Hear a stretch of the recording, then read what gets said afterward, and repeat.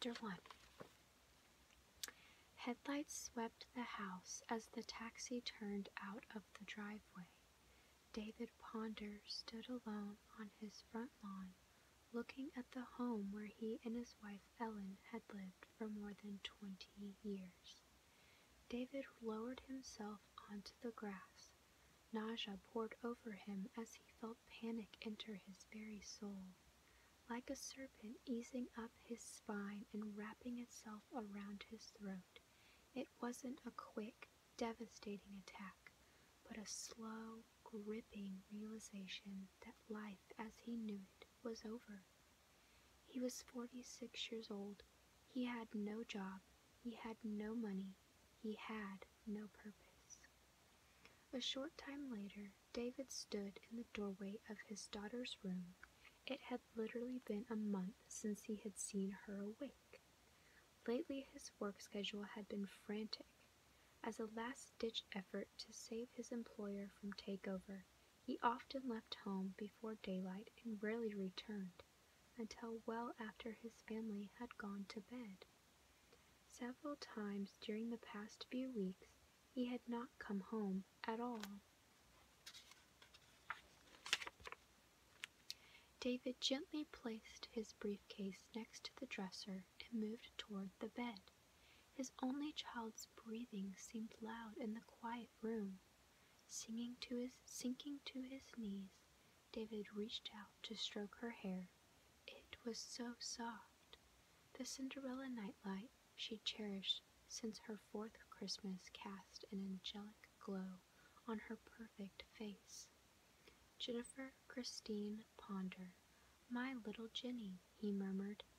David remembered the very moment she had been born, 12 years ago today. He glanced at the clock on the nightstand, 2:18 a.m. Okay, he thought disgustedly, so it was 12 years ago today. A tear slipped down his cheek. David, it was Ellen. Moving into the room, she touched his shoulder. "I thought I heard you come in. Is everything all right?" David looked up into his wife's face. Her hair was a mess from sleeping, and of course she had no makeup on. She wore a long white t-shirt that contrasted with her medium-length dark hair. Her brown eyes were sleepy, but she was as beautiful to him as the day they had met 25 years ago. Ellen knelt beside her bed. With her fingers, she brushed her husband's hair from his forehead. "David," she said again, "are you all right?" He took her hand in both of his, brought it to his lips, and said simply, "No." At 5 a.m., Ellen lay asleep on her side with her head on David's chest. David was on his back, wondering how she could possibly sleep. He wasn't sure if he'd ever sleep again. For almost 2 hours, he had told Ellen everything that had happened that evening. Later that afternoon, David and a team of management personnel had gathered in the executive conference room. By 5, they had began working the phones, feverishly soliciting stockholder support. It was a desperate, last-ditch attempt to prevent a hostile buyout by a predatory conglomerate. Final notice reached the conference room shortly before midnight. Despite their efforts, tears, pleas, prayers, and curses, the takeover had been completed.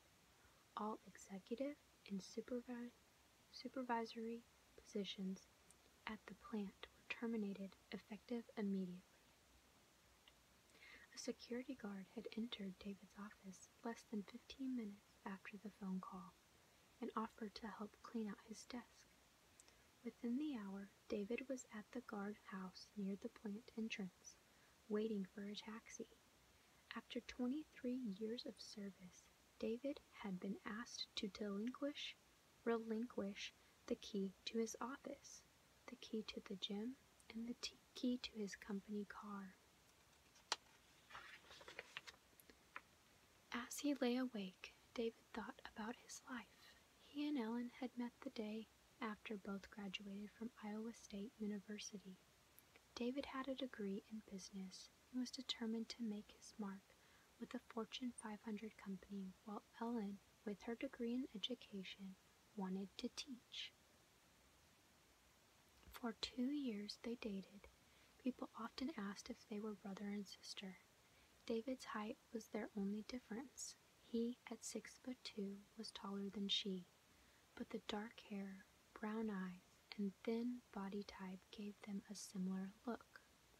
They would have been married sooner had it not been for David's insistence on finding a career job before settling down. He worked in his father's shoe store as a stopgap measure while sending out resumes all over the country. Ellen had already been teaching 5th grade for almost a year when David was accepted as a management trainee for a chemical company in Dallas. They were married almost immediately. David became immersed in his work.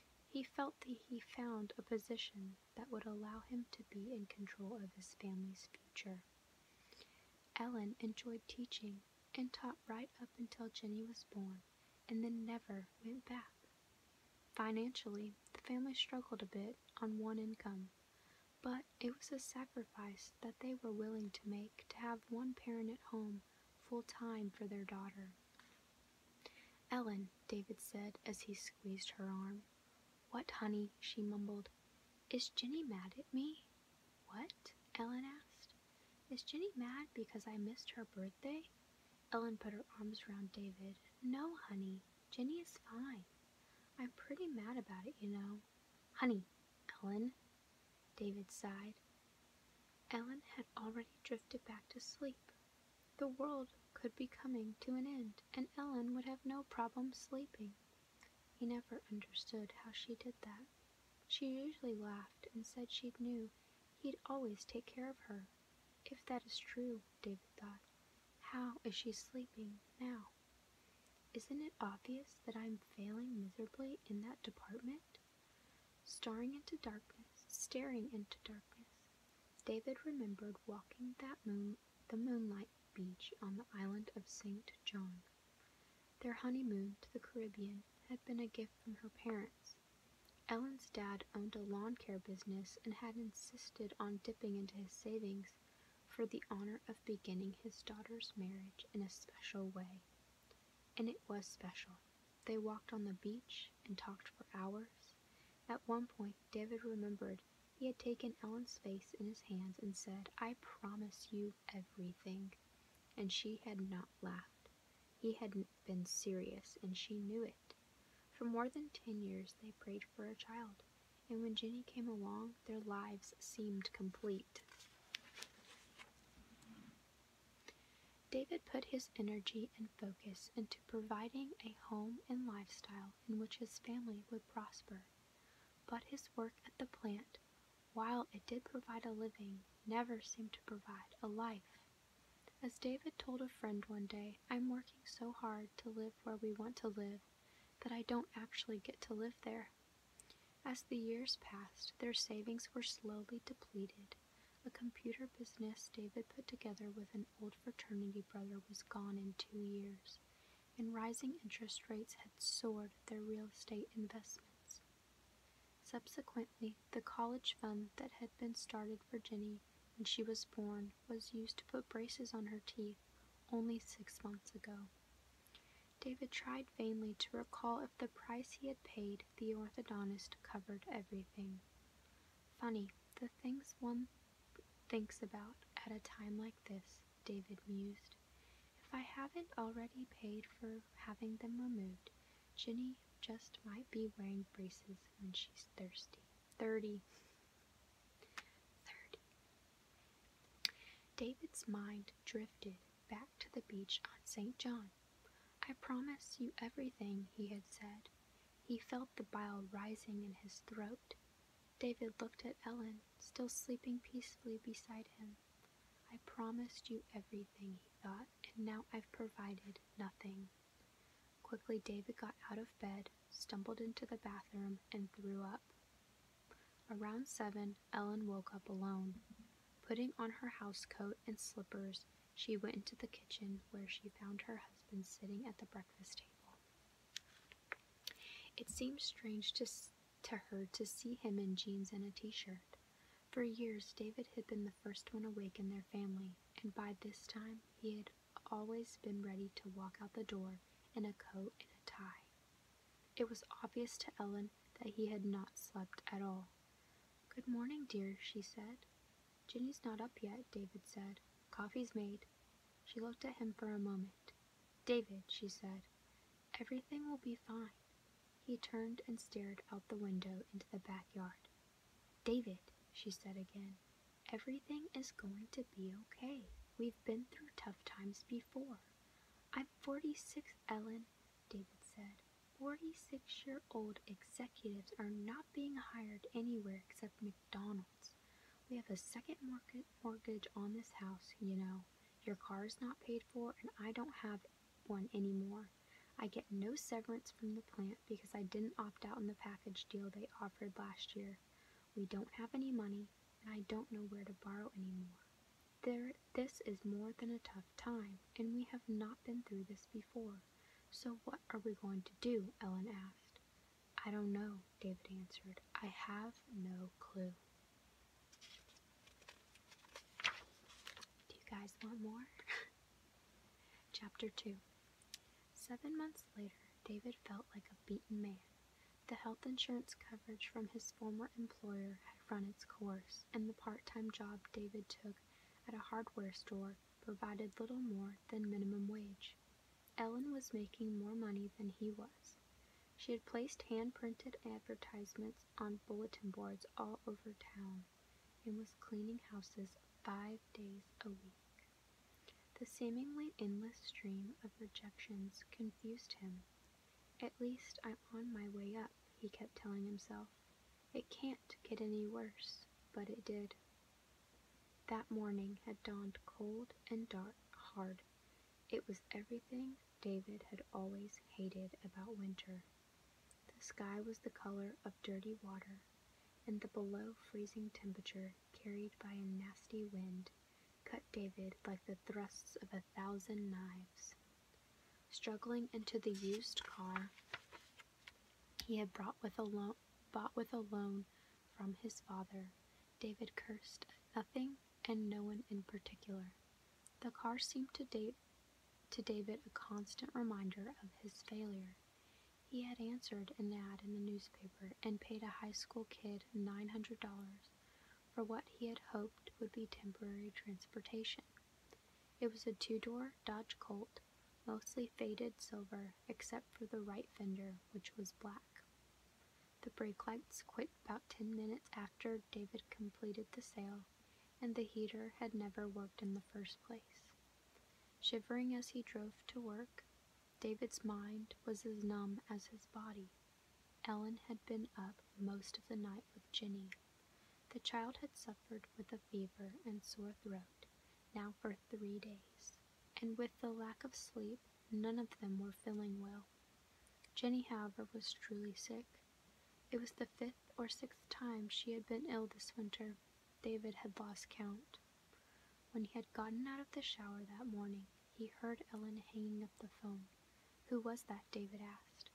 "It was Dr. Reed's office, David," she said. "I've got to take her in to see what's wrong. Tylenol isn't handling this. What kind of parent am I?" David said aloud, interrupting his reverie as he pulled the Colt into a parking place behind Marshall's hardware. "What kind of person am I? What has happened to me?" When Ellen mentioned the doctor, he blew up. Where did she think the money was coming from, he yelled. And of course, she yelled right back that she'd steal it if she had to. This was their daughter, she shouted. Didn't he care about that anymore? As David left the house, he went by Ginny's room to kiss her goodbye. She had big tears rolling down her face. Ginny had heard everything. About 10 that morning, David was loading shingles on a flatbed truck in front of the store. He was grateful for the activity. The shingles were heavy, and they gave him somewhere to focus his anger. "Ponder," someone yelled. David looked up.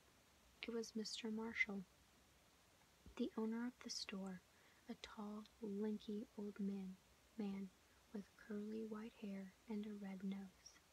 He was leaning out the back door, motioning to David. "Phone call," he barked as David strode past him into the warm store.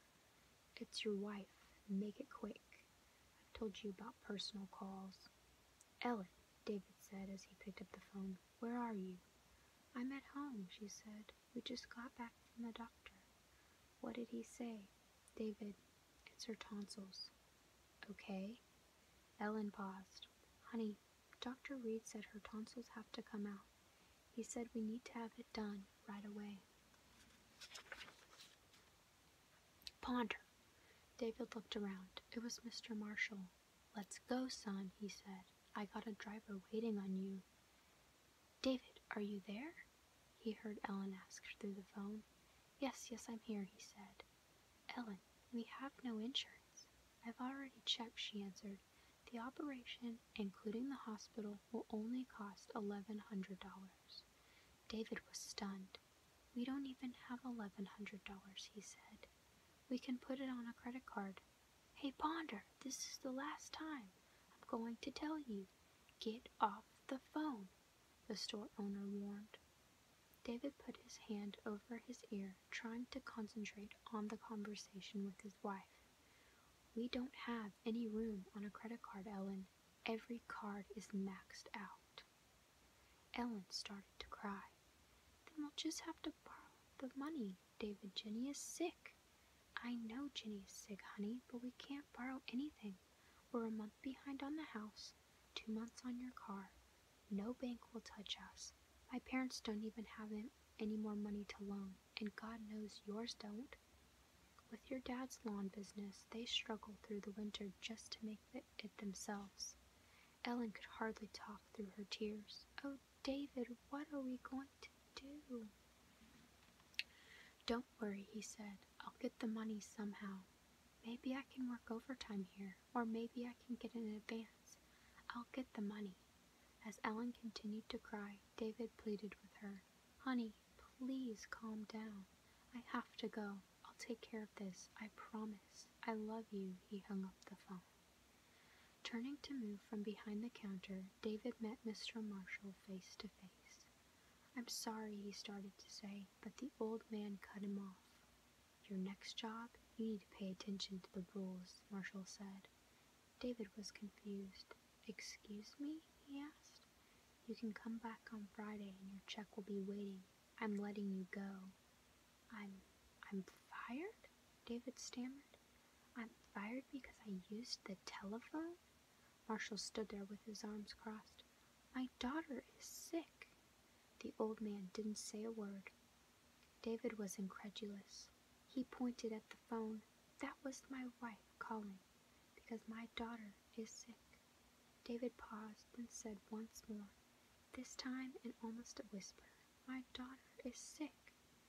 Raising and lowering his hands in a helpless gesture and shaking his head, David turned and walked slowly out the door. Reaching the car, David fumbled for the keys and laughed. He had experienced a brief mental flash of the car not starting. "Mr. Marshall," he saw himself saying, "my car won't start. May I use your phone?" Twisting the key in the ignition, David laughed again as the car roared to life. Obviously, he thought, I am laughing because I am cracking up. As David wheeled out of the hardware store parking lot, he wondered, if I'm sane enough to recognize insanity, does that mean I'm okay after all? He laughed again. This time he actually laughed until he cried. Out on the interstate, David drove past the exit for home. Traffic was light and it was only 11:15. No reason to go home and share the big news with Ellen just yet. Ellen doesn't deserve this, David thought, and Jenny certainly did not choose me as a father. A year ago, I was on top of the world, and now I can't even provide for my family. David pulled onto the shoulder. Bowing his head, he clasped his hands together. "Oh God," he said aloud. "Oh God," he stopped and was silent for almost a minute. "Oh God," he began again. After another minute, he put the colt into gear and moved back onto the highway. "I can't even pray," he thought. On an impulse, David took the Grayton exit, almost 40 miles from home. He was driving to nowhere in particular. Just like my life, he thought, going nowhere in particular. Nowhere special. Didn't I used to think I had a purpose? David wondered. Wasn't I accomplishing something? David looked at the speedometer. It read 70. There were no other vehicles anywhere in sight. He pressed a little harder on the accelerator. 80, 85. As he flew over hills and around curves, David became oblivious to the speed. 90 miles per hour. His thoughts were also racing at a furious pace. Ellen was still young. She was beautiful. If he weren't around, she could find someone else to take better care of her and Jenny. I still have life insurance, he thought. Would they be better off without me? Would everyone be better off without me? Without any further conscious thought, David jammed his foot on the accelerator, pressing it down to the floorboard. The little car screamed as David gripped the steering wheel, trying to drive away from his life. With tears streaming down his face, he rolled the window down and steered into a straightaway. The freezing wind seemed to clarify his thoughts. "Why am I here?" David said aloud. "Why is this? Why is everything happening to me?" He pounded his hand on the steering wheel, let his foot off the accelerator for a second, and then stomped to the floor again. "Why me?" he screamed. "Why me?" At that instant, David's moment of despair intersected with an icy bridge. Covering a small stream, the bridge was no more than 50 feet long, but its sheet of black ice sent the speeding car careening into a spin. Tires screeching, David's car bounced off the guardrail as he crossed the short bridge and found himself still on the highway. He fought desperately for control as the car fishtailed from side to side and finally swerved off the road. Many people, when faced with a life-or-death crisis, talk of seeing their past scroll before their eyes. They experience childhood, adolescence, and many years of living all in one split second. In that moment, one person might feel remorse, while another gains an acceptance of the inevitable and receives a peaceful calm.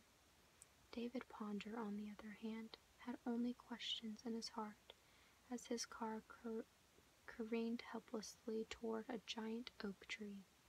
With his remaining conscious thought, David removed his hands from the steering wheel and raised them as fists to the sky. "Please, God," he cried, "why me?" And then nothing. I'm going to stop there, but I have read this book before, and the ending is incredible. So don't think this is a sad story, because it's not. It's actually very empowering. So if you want me to continue to read this book, I can do multiple story times on it. Just let me know down in the comments below if that is something that you are interested in. But I hope you guys enjoyed my story time, and I hope you sleep well tonight.